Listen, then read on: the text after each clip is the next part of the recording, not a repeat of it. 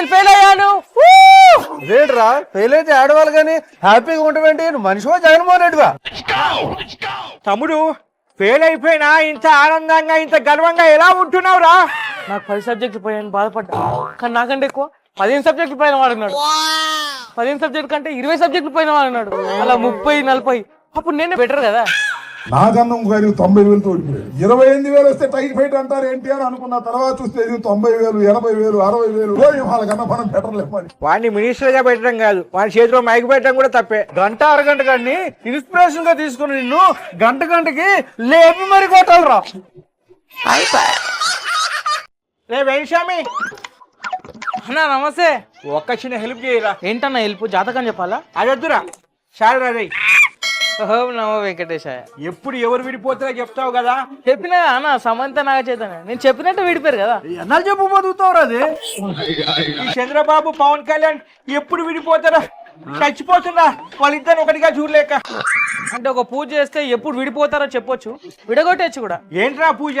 ఏం లేదన్న, ఫస్ట్ ఒక 2 కిలోలు కోడి తీసుకోవాలి, లెగ్ పీసులు మంచిగా విడగొట్టాలి. తర్వాత ఒక మంచి మేక తీసుకొని 2 తొంటిలు విడగొట్టాలి.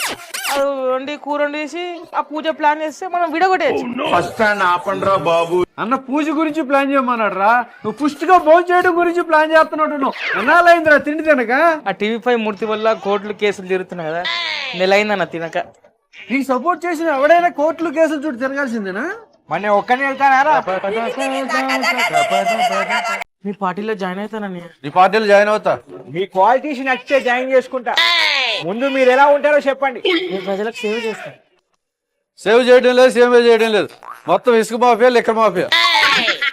మీకోసం గొడవ పడతా. గొడవలు గెడవలు లేవు, గొడవలతో వేసేయడమే. అంటే అన్నాడు గాని ఆ ఊహ ఎంత బాగుందో. లోపల ఏం పెట్టుకోను, అన్ని బయటికి చెప్పేస్తాను.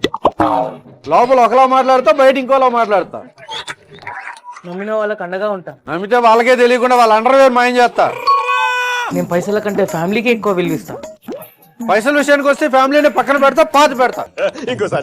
పదవి ఇస్తే కమిట్మెంట్ తో ఉంటా. పదవి ఇస్తే కమిట్మెంట్ ప్రకారం కమిషన్ ఇస్తా. చివరిగా మీరు ఏ యాప్ వాడతారో చెప్పండి. Phone pay, Google pay.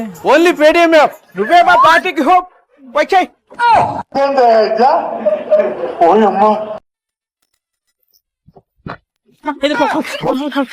ఒరే 5 రూపీస్ నాకు ఇవ్వండి. అన్న మావన్న, నువ్వు తీసుకుంటావేంటి? మీరు ఎస్, పేటిఎం బ్యాట్. అరే పేటిఎం, మన బంధము చాలా గొప్పదిరా. భగవంతునికి భక్తునికి మధ్య ఉండేది అంబికా దర్వర్వతి అయితే, ఈ జగనన్నకి మా పేటిఎం బ్యాచ్ మధ్యలో ఉండేది ఈ 5 రూపీస్ అన్న. అందుకే మీరంటే మాకు పంచ ప్రాణాలు అన్న. ఒరే పేటిఎం, అంత హ్యాపీ నారా? ఏం హ్యాపీ అన్న ఈ 5 రూపాయలతో? 5 రూపాయలని కాస్త 6 రూపాయలు చేయొచ్చు కదా. ఒరే మీకు ఎలా చెప్పాలి, బడ్జెట్ లేదురా. అన్న నువ్వు అంటే ఎగ్ పఫ్ లో మీద కోట్లు తిన్నావు అన్న.